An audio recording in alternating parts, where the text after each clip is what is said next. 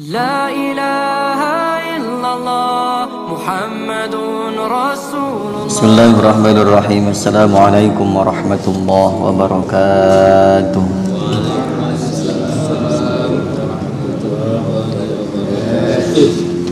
Alhamdulillah.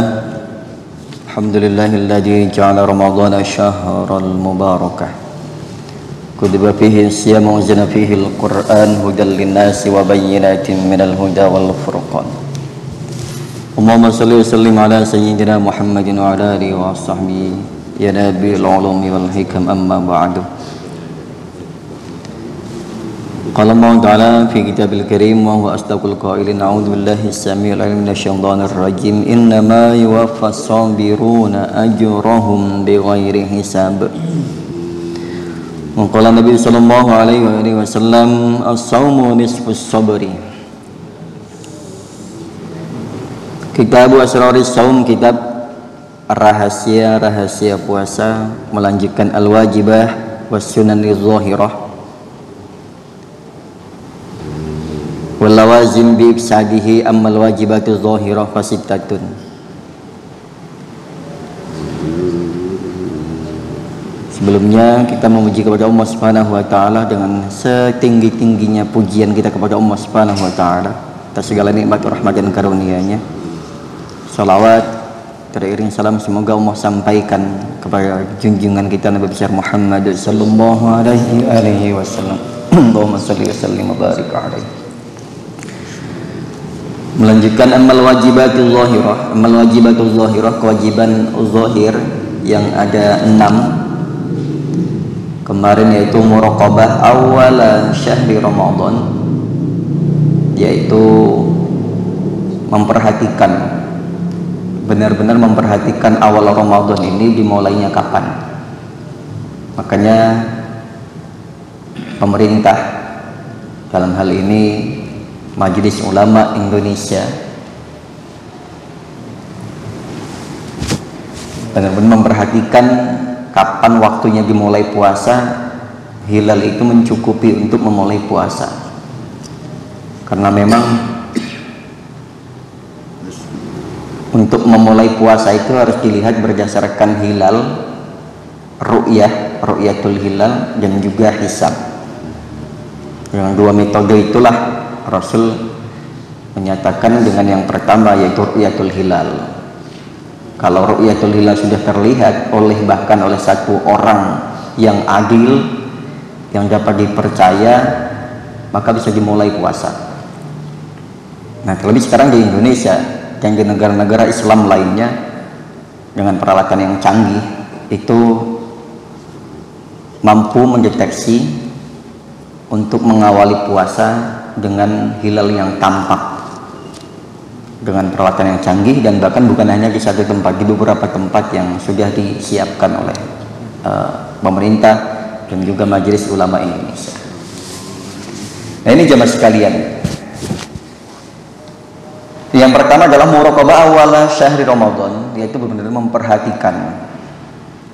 Kalau hilal itu tidak tampak, barulah Rasul menyampaikan fa innahum ma'alaikum ikmalu salasina yauman. Maka bahkan untuk menentukan, sama dengan menentukan akhir atau awal akhir Ramadan atau awal bulan berikutnya Syawal, nah itu juga dengan itu. Kalau tidak, metode dengan ru'yah ini tidak terdeteksi, maka menggunakan metode hisab, yang kedua metodenya. Oke, kita lanjutkan yang ketiga, al-imsak an isali syai'in ilal jauf amdan ma'a dzikri shaum.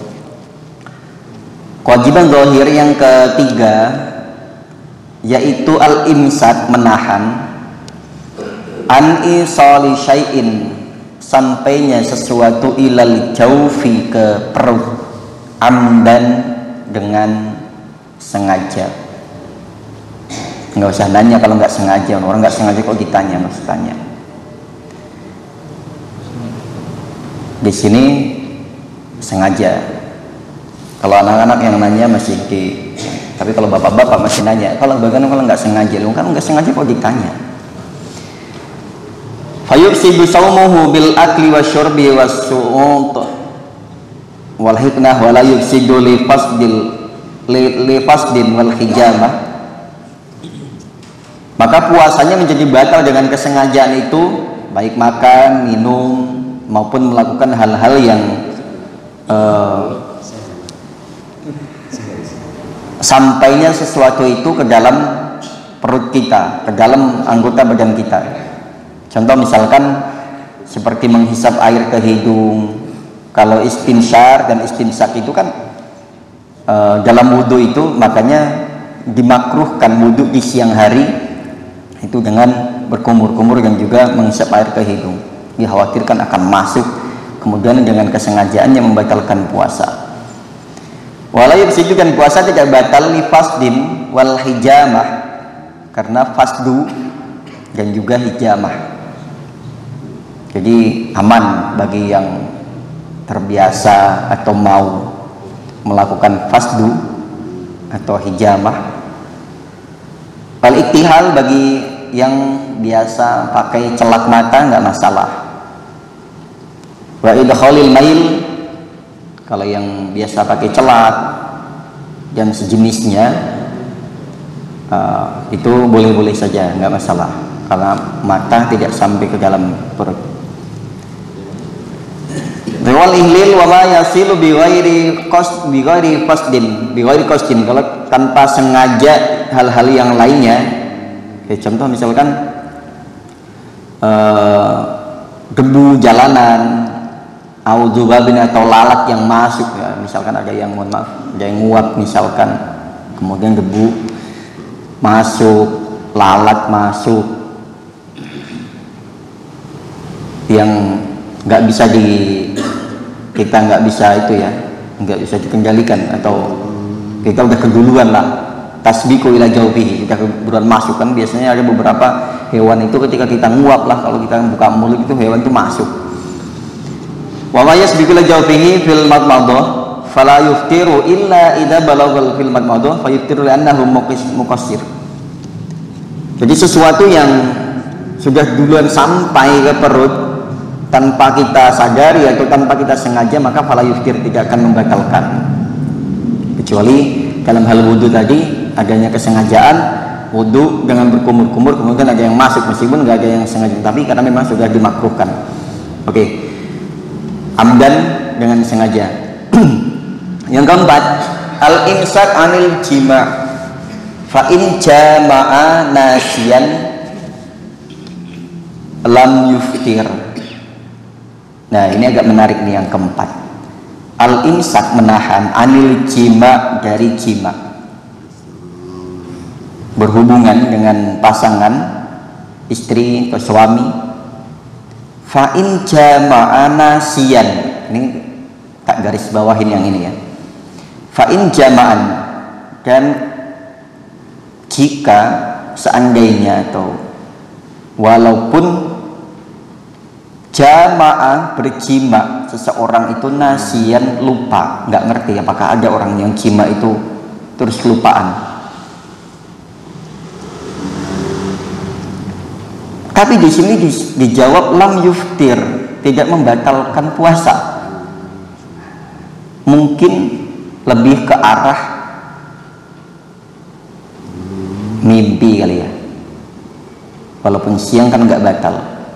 Tapi apakah ada orang yang jima itu karena lupa? Kira-kira ada nggak? Ada? Pernah? Nggak, kira-kira apakah ada orang jima itu di waktu puasa? Kalau makan mungkin iya ya. Tapi saya tidak mampu membayangkan. Lupa diri. Ya bisa jadi. Tapi kalau kok jima siang hari, Nafsu lupa. makanya di sini fa'in jamaah.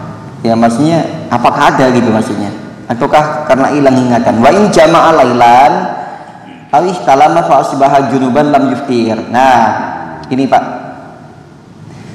kalau fa in jama'a, dan kalau seseorang itu jima lailan di waktu malamnya nih, mohon maaf, setelah tadarus misalkan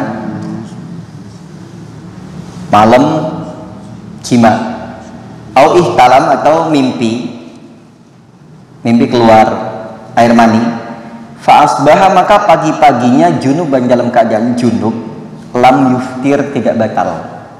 Aman ya. Ini tidak berkaitan dengan lupa.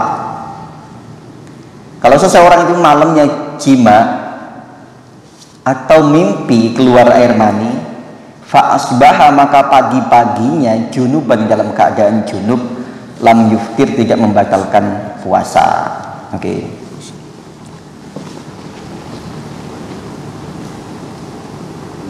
Yang kelima, al-khamis yang kelima, al-imsak menahan anil istimna wa huwa ikhrajul mani qasdan bijima'in au bi ghairi jima'in. Yang kelima, al-imsak menahan anil istimna, yaitu bersenang-senang. Apa sih kalau bahasanya? Maksudnya mohon maaf, kita itu tertarik dengan apa yang ada dalam pasangan kita, sehingga merasa suka, pengen iseng-iseng lah gitu ya.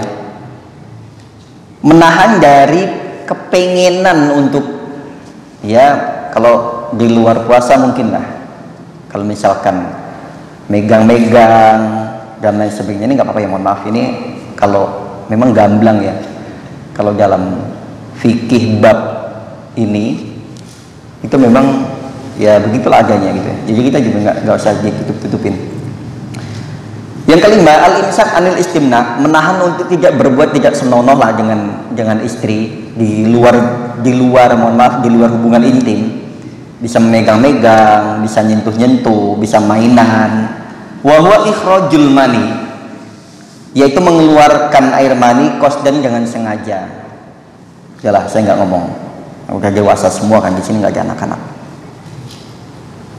Bijimain, istimna itu dalam rangka sesuatu hal yang mampu atau mendorong keluarnya air mani, baik itu dengan menghayal, baik itu dengan melihat video-video yang mengundang syahwat atau gambar yang mengundang syahwat yang disengaja, baik itu bijimain dengan jima atau bighairi jima atau tanpa atau tidak jima. Fa in dzalika, kalau itu terjadi maka yuftir, membatalkan puasa. Ini hati-hati. Hati-hatinya kenapa? Karena yang kita khawatirkan saking tidak tahannya di siang-siang kita tertarik dengan lawan jenis sampai halu, sampai terbayang tanpa sadar, kemudian nanti keluar air mani yang kita itu diawali dengan kesengajaan melihat, memegang dan lain sebagainya, baik itu jima maupun enggak, maka fa in dzalika, maka kalau itu terjadi maka batal. Lebih baik hindarin. Oke ya. Wala yuftiru biqublati zaujatihi, dan tidak batal dengan mencium istri. Enggak masalah. Berarti di sini siang hari dengan mencium istri nggak batal, tapi udah sampai situ aja. Jangan sampai merembet kemana-mana. Dengan puasa nyium istri nggak batal, nggak masalah. Wala bimudajatihi, dan tidak mengikuti keinginan itu, atau katakanlah mohon maaf, nyiumnya dengan nafsu misalkan, selama malam yunzil, selagi tidak sampai menimbulkan keluarnya air mani atau air madi, nggak masalah. Jangan diterusin. Kalau sudah sampai situ merasa kok akhirnya terpancing, syahwatnya naik, udah stop. Nanti jatuhnya malah jadi istimna. Lakin yukrahu dzalik, tetapi itu dimakruhkan. Kalau sudah nyium kemudian timbul syahwat, udah stop langsung. Meskipun itu semua walaupun boleh, nggak batal puasanya, tapi masuk kategori makruh. Illa yakuna syaikhon, kecuali itu dilakukan oleh orang tua, syaikhon. Kalau orang tua rata-rata kan nafsunya sudah bukan hilang ya, udah lemah lah paling. Kita tahu lah, maksudnya yang dengan ukuran orang tua usia tertentu, mohon maaf, mungkin sudah tidak lagi begitu bergairah lah, walaupun dicium oleh pasangan, mungkin tidak begitu sampai dengan naik lah ya. Aman, mungkin aman. Jadi bagi yang tua, insya Allah aman lah. Yang muda ini yang masih semangatnya ini bahaya, perlu direm. Istrinya, suaminya sama-sama ngerem. Takutnya kebablasan. Walaupun itu tidak membatalkan puasa, kalau mencium kemudian timbul syahwatnya dengan pasangan yang halal di siang hari, tapi hukumnya menjadi makruh kalau kemudian menimbulkan syahwat. Illa ayyakuna syaikhon, kecuali itu orang tua yang dimaklum oleh Allah karena mungkin syahwatnya sudah berapa persen sajalah. Au malikan li irbihi, atau tuan kepada hamba sahayanya misalkan. Nggak tahu kalau zaman dulu tuh bagi pemilik budak itu membolehkan mencium budaknya misalkan. Kalau baksa ditakbil, nggak masalah dengan menciumnya, tapi watarkuhu Allah, hanya sekedar mencium ya, nggak lebih. Watarkuhu, dan meninggalkan itu aula, lebih utama. Walaupun nggak batalin puasa dan itu timbulnya makruh, ditinggalkan akan lebih utama daripada melakukannya. Oke, saya rasa ada yang aman ya bulan puasa, urusan ini ya, urusan ini ada yang aman. Kalau yang nggak ada lawannya ini aman, ya nggak? Kalau nggak ada lawannya cenderung lebih aman, puasanya lebih terjamin. Yang keenam, terakhir, al imsak an ikhrajil qai fal istiqa bi yafsudu saum wa in zira'ahul al qai lam yufsidu saumuhu. Yang keenam, yang terakhir, syarat wajib zahirnya yaitu menahan dari mengeluarkan muntah. Itu ya, mengeluarkan, ikhraj, mengeluarkan. Jadi kalau muntah dengan sendirinya nggak masalah. Misalkan sakit ataupun naik kendaraan mabuk, misalkan mabuk darat, laut, udara dan lain sebagainya, maka kalau memang mabuknya itu normal karena pusing keluar sendiri nggak masalah, asal jangan dimuntah-muntahin. Ini ternyata muntahin dengan sengaja itu membatalkan puasa. Fal istiqa yafsudus saum, adapun muntah itu membatalkan puasa. Wa in dira'ahu, walaupun sudah terlanjur, walaupun muntah itu sudah terlanjur, tapi kalau dengan sengaja itu batal. Nah, kecuali wa in dira'ahul qai lam yufsidu saumuhu, kalau kecuali muntah itu keluar dengan sendirinya, sudah terlanjur keluar tanpa adanya kesengajaan, lam yufsidu saumuhu, tidak akan membatalkan puasanya. Wa idza talaqa bi khadimatin min halqihi aw sadrihi lam yufsidu saumuhu, atau misalkan muntah itu baru sampai dengan bihomatin min halqihi, baru sampai tenggorokan. Karena ada itu pernah muntah sampai udah naik nih dari perut sudah sampai ke dada atau sampai ke tenggorokan. Lam yufsidu saumu, tidak membatalkan puasa, rukhsatan, sebagai keringanan, bentuk rukhsah, dispensasi.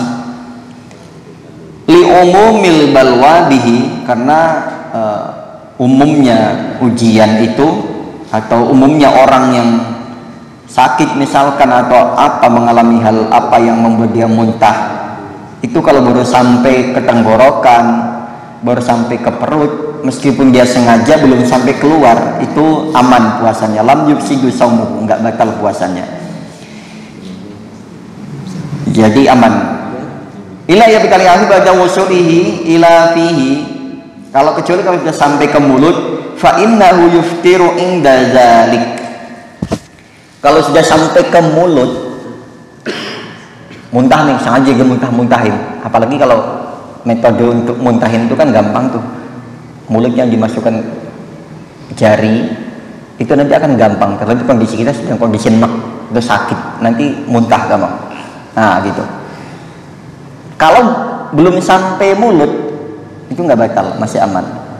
Karena dikhawatirkan gini, mungkin ya, di sini sampaikan, dikhawatirkan itu kalau muntah itu Pak, ada sesuatu yang ketelan lagi, ya kan? Ada sebagiannya ketelan lagi, sesuatu yang sudah keluar kemudian ketelan lagi, itulah yang membatalkannya begitu. Ya biasanya orang mengalami lah, kalau muntah itu pasti ada entah itu, ini nggak usah jelasin, entah itu airnya atau entah itu rasa-rasanya, itu pasti ada saja yang kebawa ke dalam lagi, yang ini yang membatalkannya. Oke, kali ini jamaah sekalian, untuk hal muntah ini aman bagi yang tidak disengaja, muntah alami, dan yang ataupun ada unsur kesengajaan tapi nggak sampai melewati tenggorokan ke atas, nggak sampai mulut, baru sampai sini masih aman. Oke ya. Baik, bagi ini wajibatul zahirah, yaitu kewajiban zahir untuk kita menyambut bulan puasa kita dengan ada 6 tadi. Untuk yang pagi ini dari 3, menahan dari sampainya sesuatu ke perut, ke dalam perut dengan kesengajaan, terus menahan dari jima dan jima malam hari, kemudian paginya dalam keadaan junub, itu nggak masalah, baik jima maupun mimpi keluar mani, terus mimpi bersetubuh lah ya, paginya dalam keadaan junub nggak masalah. Terus yang kelimanya yaitu menahan dari senang-senang atau bercumbu, ini nggak boleh. Walaupun itu nggak keluar mani, ini nggak boleh bercumbu. Yang keenam, yang terakhirnya tadi, yaitu menahan untuk tidak muntah. Jadi saya rasa bagi yang orang-orang yang tidak memiliki pasangan, sebenarnya garansi lebih aman ya untuk hal ini. Ya tapi bukan betul, kita alhamdulillah baik yang memiliki pasangan maupun yang nggak memiliki pasangan, mudah-mudahan sama-sama Allah hindarkan dari bercumbu di siang hari dan hal-hal yang kemudian tadi membatalkan puasa. Subhanakallahumma rabbana wa bihamdika asyhadu an la ilaha illa anta astaghfiruka wa atubu ilaik. Assalamualaikum warahmatullahi wabarakatuh.